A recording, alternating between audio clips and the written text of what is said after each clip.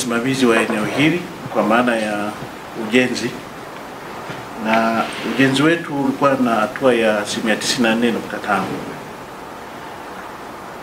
mpaka hiyo tarehe 29 Oktoba, na gharama za mradi wetu ulikuwa ni bilioni 26, lakini mkandarasi tayari tulishamlipa bilioni 21, na unaweza kuona serikali ya Jamhuri ya Muungano wa Tanzania ilikuwa imekwenda hatua kubwa. Sasa baada ya tarehe 29 ndio kulifanyika uharibifu kama ulivyojionea kwenye maeneo mengi, kwenye ofisi zote almost zilizokuwa zinatumia lile jengo, TRA, kilimo, watu wa usalama, wahamiaji, zimamoto, zote facilities za kule zimeharibiwa, ikiwa sasa na pia milango yote, zile safe ulivyoona, na system zote za uendeshaji wa kule. Na baada ya kuwa tumepata hiyo taarifa, nafikiri tulikaa kwa kushirikiana na taasisi zote na meneja wa TRA kubaini na kutafuta alternative ili mpaka uweze kumove. Na jengo hili tunashukuru Mheshimiwa Rais alifikisha hatua hii. Kwa hiyo ndo wakahamia huku. Sasa tuko kwenye tathmini ya kuanza kulirudisha katika hali yake ya awali.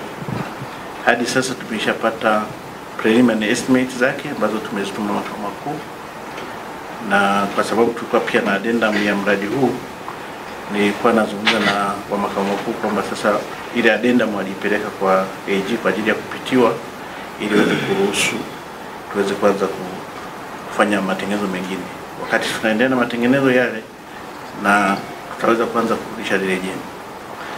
Sasa labda cha kufanya kama alivyosema meneja wa TRA, sisi kama TANROADS tunaendelea kuenforce na kuongeza speed kwa ajili ya kurejesha jengo hili. Nafasi hii kuhakikishia wafanyabiashara wote pamoja na importers wote ambao wanatumia mpaka wetu wa Kasumulu, mara nyingi wanatoka Malawi. Kwa hiyo ni tukuombe tu kawaambie kwamba mpaka wetu sasa unafanya kazi vizuri na hakuna shida yoyote. Kwa hiyo niwaombe tu watu wote ambao walikuwa wanatumia mpaka wetu, ambao walikuwa labda wana wasiwasi upande wetu huu wa Tanzania, tunaomba ushirikiano na wenzetu wa Malawi. Kwa sababu sisi counterparts wetu hapa ni watu wa mpaka wa Malawi. Kwa hiyo mimi nilichotaka kusema ni hicho, kwamba nawahakikishia tu kwamba mpaka wetu uko salama, na sisi tumejipanga vizuri kabisa kuhakikisha kwamba tunatoa huduma zile za standard zile. Mtu akifika hapa ajue kabisa mzigo wake hautakaa. Ukifika immediately unaondoka. Kuweza kutusaidia na wenzetu wa upande wa Malawi, kwanza kuhakikisha mchakato wa kufanya kazi masaa 24 unakamilika, kwa sababu mipaka mingine yote tumekuwa tukifanya kazi kwa masaa 24. Sisi hapa tuko tayari kufanya kazi kwa masaa 24, lakini kwa bahati mbaya wenzetu wa Malawi mpaka leo hii bado swala hilo linaendelea kuswaswa. Kwa hiyo tungependa pia utufikishie hilo swala kwamba tuweze kuendelea na operation ya masaa 24.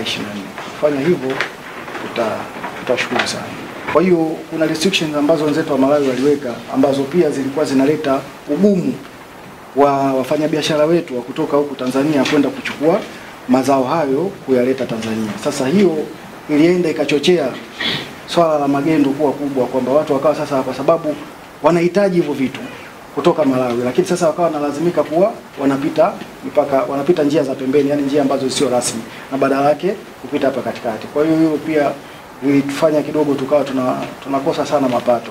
Kwa hiyo ningependa pia uwafikishie Malawi kwamba wale ni wenzetu wakubwa, na pia sisi huku pia kuna vitu ambavyo wao nao tunawategemea kama wao ambavyo wanatutegemea sisi.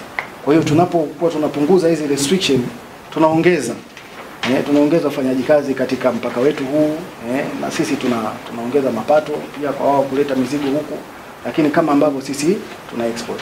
Lakini nawashukuru wenzangu pia TRA wameshaanza kulifanyia hilo kazi, lakini kwenye hili la usafirishaji wa vyuma chakavu kidogo imekuwa ni changamoto. Sasa hivi hawapitii kwenye njia hii rasmi, tunaanza kupitisha tena kwenye vipenyo. Lakini jambo lingine tu ni jambo la ulinzi na usalama.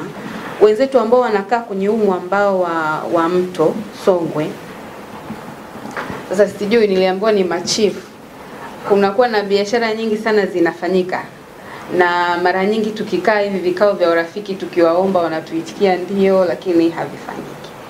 Sasa tungetamani watusaidie. Uzuri wenzetu hapa mpakani wako very friendly. Yaani kitu kama kiko sahihi kama mafuta, sijui nini, pite tu mpakani. Haina haja ya kupitisha kwenye vichochoro, na wanakuwa hawatusaidii kabisa. Leo hii tumepata fursa ya kwenda kutembelea kituo chetu cha huduma za pamoja cha Kasumulu Songwe, ambacho ni kituo ambacho kinasaidia biashara kati ya Tanzania na Malawi. Tumeona kutokea na changamoto iliyojitokeza, tumeona jinsi miundombinu ya kituo hiki ilivyoharibika, lakini tunamshukuru Mungu kwa kufuatia maagizo yaliyotolewa na Rais wa Jamhuri ya Muungano wa Tanzania, Mheshimiwa Dr. Samia Suluhu Hassan, kituo hichi sasa kimeanza kufanya kazi na wafanyakazi wote wapo, na tayari serikali inaendelea kurekebisha miundombinu ambayo imeharibiwa. Kubwa tumezungumza kwa pamoja na tumeona kuna baadhi ya changamoto ambazo zinajitokeza za ufanyaji wa biashara kati ya nchi zetu hizi mbili. Na kubwa zaidi ambalo limekubalika ni kuhakikisha kwamba zile changamoto ambazo tunaweza kuzitatua wenyewe kwa ndani, basi changamoto hizo zitafanyiwa kazi. Na zile changamoto ambazo tumeona kwamba ni za jumla, basi zitatatuliwa rasmi kwenye vile vikao vyetu vya ujirani mwema na vikao vya tume ya kudumu za pamoja za ushirikiano ambazo zinafanyika kati ya nchi zetu mbili. Kwa zidi kuwahamasisha wafanyabiashara kwamba waendelee kufanya biashara ili kuendelea kukuza uchumi wetu. Tunafahamu kwamba mkoa huu upo karibu na mpakani, kwa hiyo kuna fursa nyingi sana ambazo zinaweza kuchangamkiwa ili kuwezesha uchumi ukaendelea kuongezeka kwa kasi ya juu sana.